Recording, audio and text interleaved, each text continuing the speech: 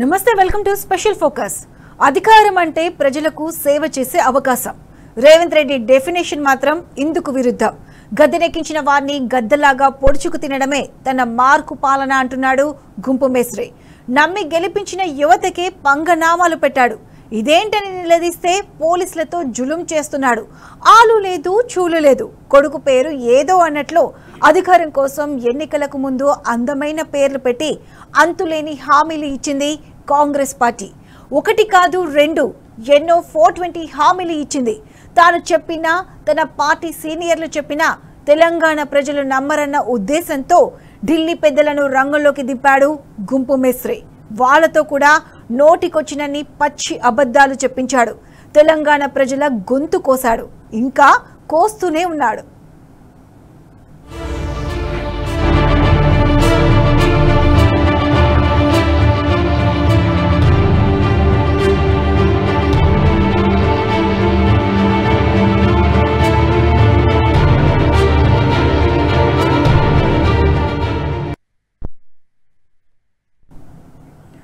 తెలంగాణలో ప్రజా పాలన కాదు, అరాచక పాలన నడుస్తుంది. ప్రజా సమస్యలను గాలి కొదిలేసి వ్యక్తిగత ఎజెండాను భుజానికెత్తుకున్న గుంపు మేస్త్రి గులాబీ పార్టీ లక్ష్యంగా ప్రతీకార చర్యలకు తెగబడుతున్నాడు. అభివృద్ధిపై ధ్యాస లేదు, సంక్షేమంపై సోయి లేదు. పాలన చేత కాదు వెరసి రేవంత్ రెడ్డి పాలన తెలంగాణకు గ్రహణంలా దాపురించింది. గద్దెనెక్కించిన ప్రజలకు మంచి చెయ్యకపోగా అనధికారిక ఎమర్జెన్సీని అమలు చేస్తున్నాడు.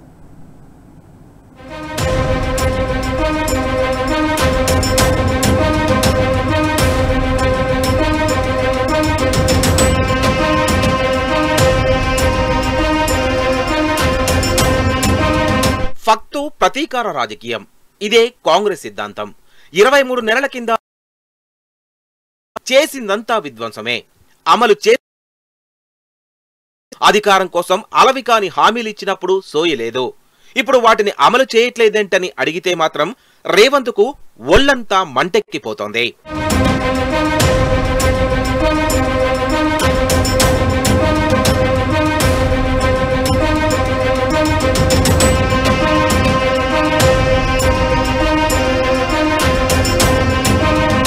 రేవంత్ రెడ్డి అష్టవక్ర పాలనతో యావత్ తెలంగాణ కుదేలవుతోంది. అసెంబ్లీ ఎన్నికలకు ముందు అధికారంలోకి రావడం కోసం రేవంత్ రెడ్డి బేషరతుగా ఎలాంటి ఆంక్షలు లేని అనేక హామీలిచ్చాడు. అధికారంలోకి వచ్చిన తర్వాత మొండి చేయి చూపిస్తున్నాడు. మెల్లమెల్లగా గ్యారంటీలు ప్రస్తావన ఎత్తడమే మానేశాడు. చవకబారు మాటలు, విమర్శలు చేసి ప్రజలతో డైవర్షన్ గేమ్ ఆడుతున్నాడు. అమలు చేసిన ఒకటి రెండింటికి కూడా ఆంక్షలు, షరతులు, నిబంధనలు విధిస్తూ లబ్ధిదారుల సంఖ్యను కుదిస్తున్నాడు. మొదలు పెట్టని గ్యారంటీలను కూడా అన్ని అమలైపోతున్నాయంటూ మంత్రులు చేస్తున్న ప్రకటనలు వింటూ తెలంగాణ ప్రజలు ముక్కున వేలేసుకుంటున్నారు. వాటిని అమలు చేసే ఉద్దేశం లేకపోగా దబాయిస్తున్నారంటూ మండిపడుతున్నారు.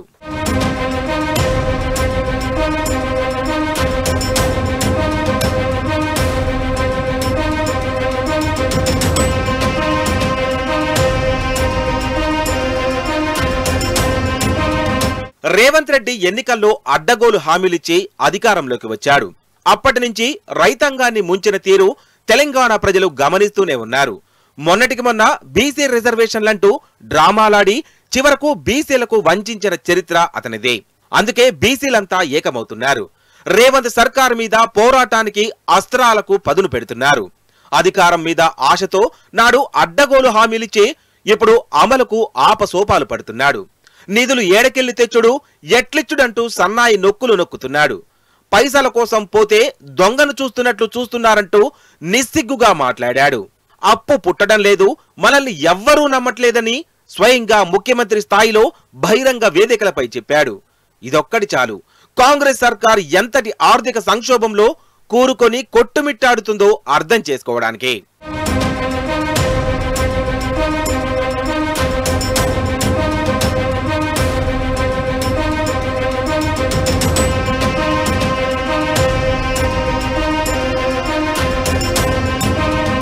పింఛన్దారులను వంచించి అన్నదాతల కడుపు కొట్టి నిరుద్యోగుల ఉసురు పోసుకుంటున్నాడు.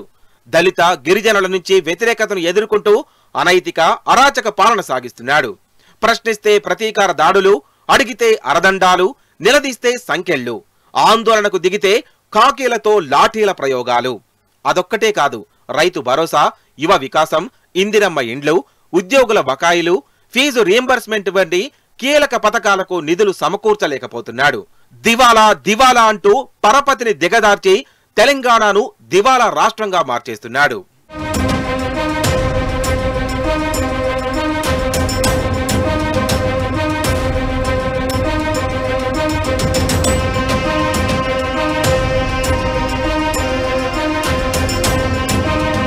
కాంగ్రెస్ పార్టీ అధికారంలోకి వచ్చిన తర్వాత తెలంగాణ సమస్యల వలయంలో చిక్కి విలవెల్లాడుతోంది. పింఛన్ల పేరిట వంచనలు, ఉద్యోగాల కోసం నిరుద్యోగులు, ఏక్ పోలీస్ విధానమంటూ పోలీసులు, పెండింగ్ బిల్లుల కోసం మాజీ సర్పంచులు, మంచి బువ్వ కోసం హాస్టళ్ల విద్యార్థులు, రోడ్డెక్కిన ఘటనలు ఎన్నో.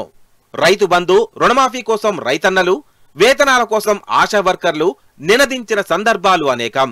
అటు ఆటో డ్రైవర్లు, హైడ్రా, మూసీ బాధితులు, రైతాంగం, ఇలా చెప్పుకుంటూ పోతే కాంగ్రెస్ పాలనలో రోడ్డెక్కని వర్గమే లేదు, నిరసన తెలపని బాధితులే లేరు.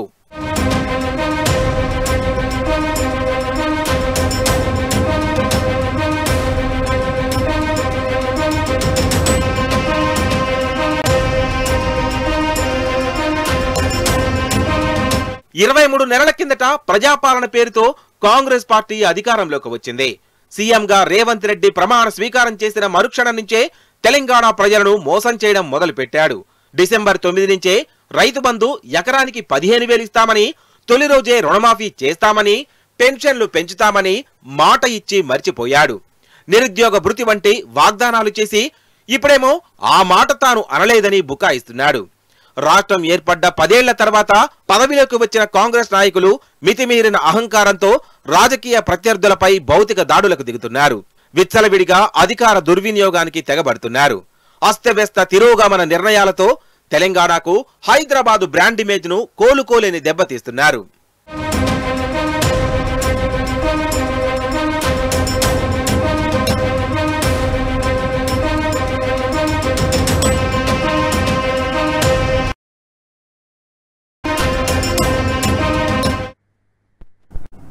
అలవిగాని హామీలతో తెలంగాణ జనాలకు అరచేతిలో వైకుంఠం చూపించి వంచింది కాంగ్రెస్. అయితే ఏదో చేస్తామని, ఎన్నో చేస్తామని అధికారంలోకి వచ్చిన హస్తం పార్టీ ప్రజలకు శూన్య హస్తం చూపిస్తుంది. అందుకే బాధ్యత కలిగిన ప్రతిపక్షంగా కాకుండా రాష్ట్ర ఆవిర్భావానికి, అభివృద్ధికి అంకితమై పనిచేసిన తాము చూస్తూ ఊరుకోలేమని బీఆర్ఎస్ చెబుతుంది. రాజకీయాలు, కుట్రలు, ప్రచారాలు తప్ప ప్రజలకు కించిత్ మేలు చేయని సర్కార్ మీద యుద్ధబేరీ మోగిస్తామంటుంది.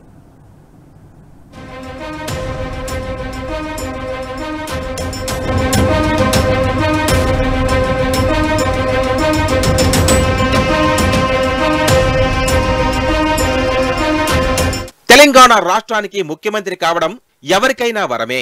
కానీ రేవంత్ విషయంలో మాత్రం అది తెలంగాణకు శాపంగా మారింది. సీఎంగా రాష్ట్రాన్ని అభివృద్ధి చేసి మంచి పేరు తెచ్చుకోవాలన్న సోయి లేకుండా పోయింది. జనాలను మోసం చేసుడు, ఢిల్లీకి మూటలు మోసుడే పనిగా మారింది ఈ నామినేటెడ్ సీఎం రేవంత్ కు.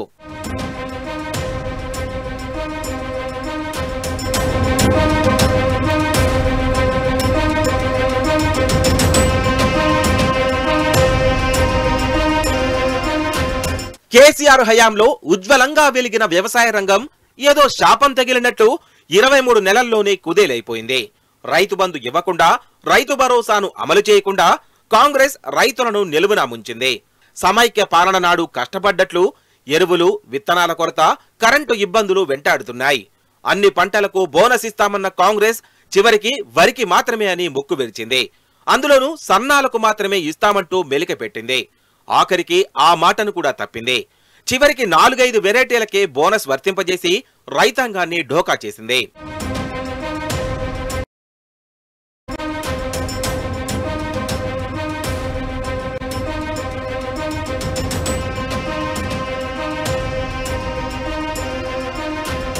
ఎన్నికలకు ముందు మహిళా లోకానికి రేవంత్ అరచేతిలో స్వర్గం చూపించాడు.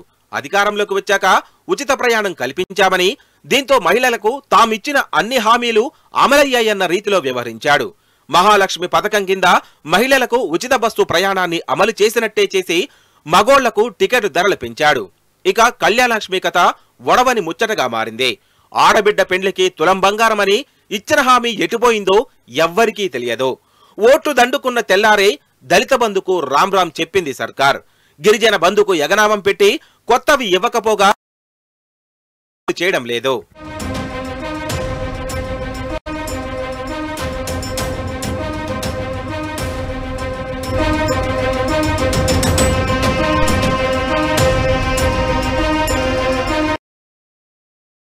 రెండేళ్లు పూర్తి కాకముందే రేవంత్ సర్కార్ 2.5 లక్షల కోట్లకు పైగా అప్పులు చేశాడు.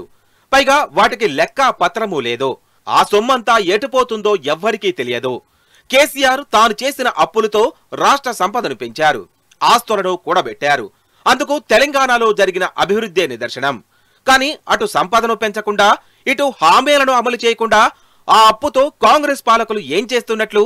దీనిపై తెలంగాణ సమాజం నిలదీసే రోజు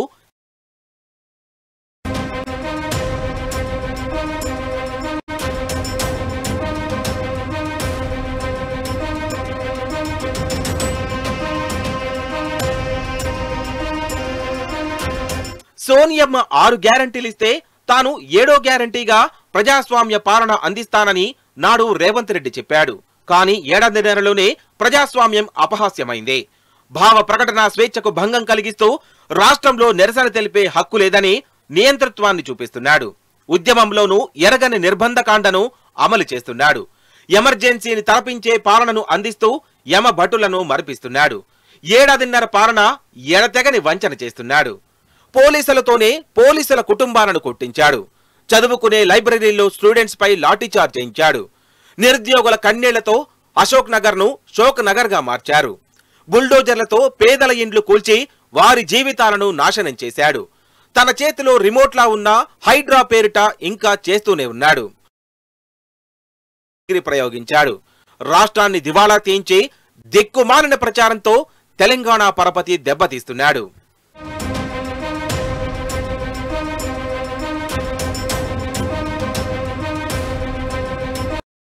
ప్రతిపక్షాలకు తిట్లు, ప్రజలకు కొట్లు, దేవుళ్లపై ఓట్లు, తన వారికి దోపిడి సొమ్ము నోట్లు. ఇది స్థూలంగా రేవంత్ ఏడాదిన్నర పాలనలో తెలంగాణ చూస్తుంది. కోసం కాకుండా పాలన కాలమంతా కేసులు, జైళ్లు, ప్రతీకారంపైనే దృష్టి సారించిన రాజ్యాలు ఏవీ మనుగడ సాధించలేదు. అధికారమే శాశ్వతమని, సింహాసనం తమ సొంతమని భావిస్తున్న రేవంత్ ఆవేశపూరిత ప్రతీకారిచ్చ నిర్ణయాలను అమలు చేస్తున్నాడు. కక్ష, కార్పణ్యాలు చొరబడితే పగ, ప్రతీకారాలతో రాజకీయాలు రగిలిస్తున్నాడు. చట్టాలను దుర్వినియోగం చేస్తూ రాజకీయ శత్రువులపై వాటిని ప్రయోగిస్తున్నాడు.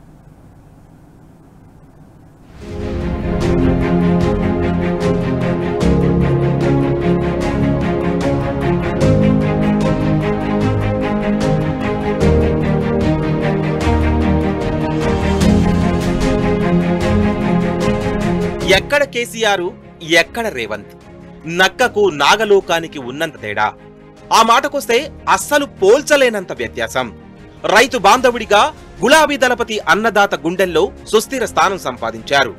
కానీ రేవంత్ రైతుల పాలిట రాబందుగా మారుతున్నాడు. అన్ని వర్గాలను పీక్కు తింటున్నాడు.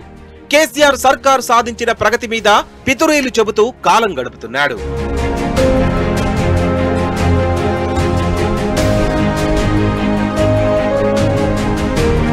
అధికారంలోకి వచ్చి 2 ఏళ్లు పూర్తి కాకముందే రేవంత్ సర్కార్ 2.5 లక్షల కోట్లకు పైగా అప్పులు చేశాడు.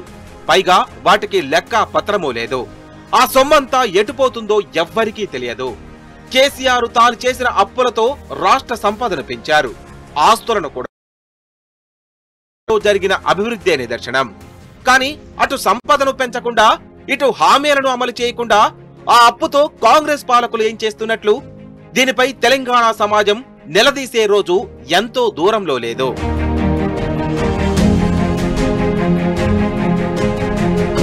కేసీఆర్ సర్కారు చేసిన అప్పులపై కాంగ్రెస్ నేతలు విష ప్రచారం చేశారు. కానీ బీఆర్ఎస్ పాలనలో తెలంగాణ ఆర్థిక నిర్వహణ చాలా బాగుందని ఎకానమిక్ అండ్ పొలిటికల్ వీక్లీ కొనియాడింది. అంశాల్లో దేశంలోని ఇతర రాష్ట్రాలకు తెలంగాణ ఆదర్శంగా నిలిచిందని ఈపీడబ్ల్యూ పొగిడింది. వాస్తవానికి స్వరాష్ట్రంగా ఏర్పడే నాటికి తెలంగాణ మిగులు రాష్ట్రమే. తెలంగాణ ధనిక రాష్ట్రమని కేసీఆర్ చెప్పింది కూడా నిజమే. అయితే అంతకు ముందు ఉమ్మడి ఏపీలో ఆ నిధులు వేరే ప్రాంతాలకు తరలిపోయాయి. స్వరాష్ట్రంగా ఏర్పడిన తర్వాత ఇక్కడి నిధులు వనరులను ఇక్కడే వాడుకునే వెసులుబాటు కలిగిందే. దాన్ని కేసీఆర్ సద్వినియోగం చేసుకున్నారు. ఇక్కడి నిధులతో పాటు అప్పులు చేసి రాష్ట్రాన్ని అభివృద్ధి చేశారు. ఆస్తులను పెంచారు. మిషన్ భగీరథ, మిషన్ కాకతీయ, కాళేశ్వరం, విద్యుత్ ఉత్పత్తి పెంపు, విద్యుత్ ట్రాన్స్మిషన్ లైన్ నిర్మాణం, విశ్వనగరంగా హైదరాబాదుతో పాటు రాష్ట్ర వ్యాప్తంగా మౌలిక వస్తువుల కల్పన, ఇతర అభివృద్ధి సంక్షేమ కార్యక్రమాలే అందుకు నిదర్శనం.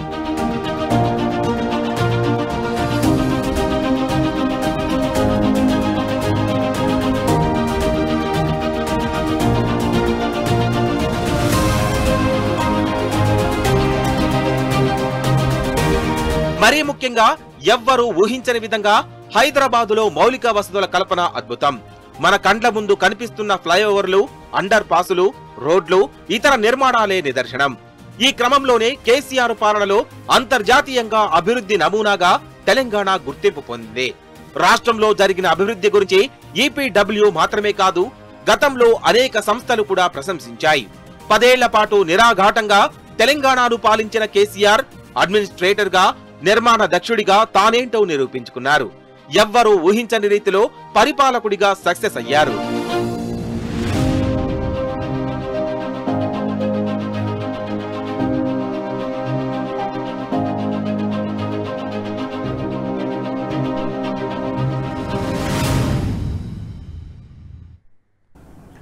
గుంపుమేస్త్రి పాలనలో తెలంగాణ ఆర్థిక వృద్ధి పూర్తిగా మందగించింది. Real estate కుదేలైంది.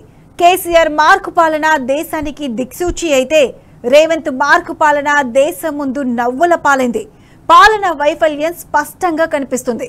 10 ఏళ్లు ప్రశాంతతకు చిరునామాగా ఉన్న తెలంగాణ అశాంతి అలజడిలో అట్టుడుకుతుంది. 6 గ్యారెంటీలు అధోగతి పాలయ్యాయి. రాజకీయ కక్ష సాధింపు చర్యలకు అంతే లేదు. హత్యలు, అత్యాచారాలు ఆగడం లేదు. సంక్షేమం అటకెక్కింది. హైడ్రా పేరు చెప్పి పేదల ఇండ్ల మీద పడ్డాడు. ఘోరాతి ఘోరమైన విధ్వంసం సృష్టిస్తున్నాడు.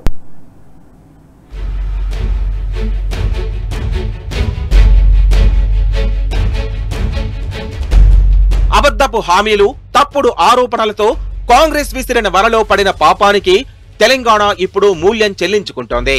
పక్క రాష్ట్రపు పాలకుల ఏజెంటుగా గద్దెనెక్కిన రేవంత్ తెలంగాణను పక్కాగా భ్రష్టు పట్టిస్తున్నాడు. తెలంగాణ ముఖ చిత్రాన్ని మార్చిన అన్నదాతలు రేవంత్ పాలనలో ఆగమవుతున్నారు. కేసీఆర్ పాలనలో రాజులా వెలుగొందిన రైతులు ఇప్పుడు నడిరోడ్డు పాలయ్యారు. చెప్పుల లైన్ల దగ్గర పస్తులతో జాగారాలు చేస్తున్నారు. పాలనా పగ్గాలు అసమర్థులకు దక్కిన పాపానికి తెలంగాణ రైతాంగ బతుకు చిత్రమవుతోంది. అవసరమైన ఎరువులు ఇవ్వడం చేతగాని కాంగ్రెస్ పాలకులు ఫాసిస్టు దౌర్జన్యాలతో రక్తాలు పారిస్తున్నారు. అదేమంటే ఇందిరమ్మ రాజ్యమంటూ ఊదరగొట్టే హస్తం నేతలు తమ దగాకోరు పాలనాన్ని మరోసారి చాటుకున్నారు.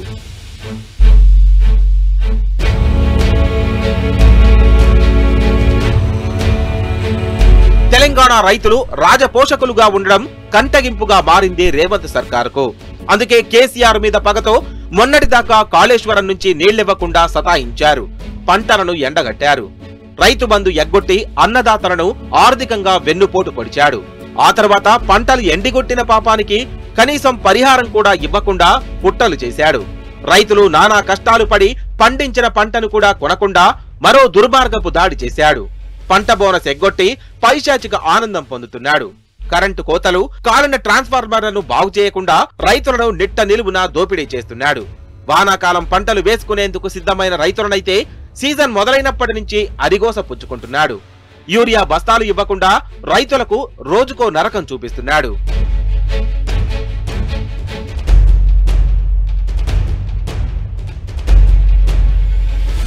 పాలిచ్చే బర్రెను కాదని దున్నపోతును తెచ్చుకుంటే అది ఈడ్చి తన్నిందట.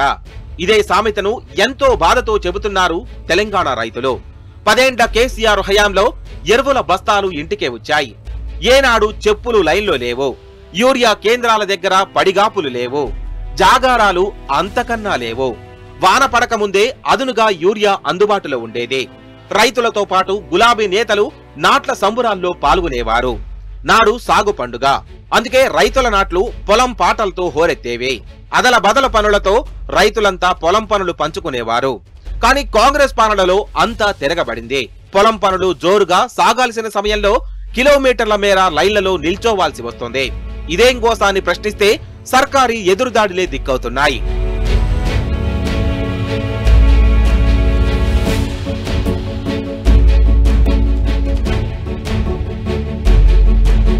ఏంది గోసా, ఏంది నరకం? ఇందుకైనా కాంగ్రెస్ పార్టీకి ఓటేసింది? ఇందుకైనా రేవంత్ రెడ్డిని సీఎం కుర్చీలో కూర్చోబెట్టింది? నమ్మి గెలిపించిన ఇంత గోస పుచ్చుకుంటారా? ఎరువులు ఇవ్వకుండా చుక్కలు చూపిస్తారా? యూరియా లేకపోతే రైతులు పంట ఎలా పండించాలి?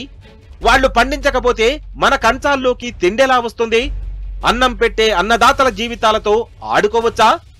వారితో ఇంత ఘోరంగా కన్నీరు పెట్టించొచ్చా? రోజులు నెలలు గడిచిపోతున్నా బస్తా యూరియా కోసం రైతన్న బండెడు బాధలు భరించాల్సిందేనా? పొద్దంతా ఆ క్యూ లైన్లో మలమల మాడిపోవాల్సిందేనా?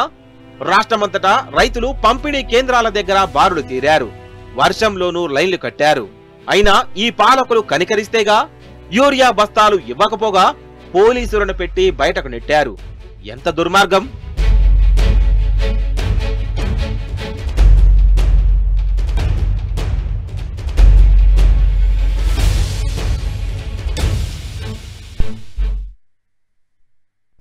రేవంత్ గద్దెనెక్కక కేసీఆర్ ఆనవాళ్లు చెరిపేయాలన్న కుట్రతో చక్కగా అమర్చిన అన్ని వ్యవస్థలను కెలికి పారేశాడు గుంపు మేస్త్రి.